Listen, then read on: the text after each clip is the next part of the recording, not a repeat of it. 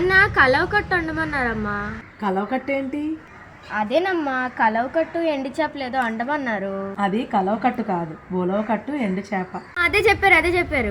ఎన్నెన్నో జన్మల బంధం నీది నాది,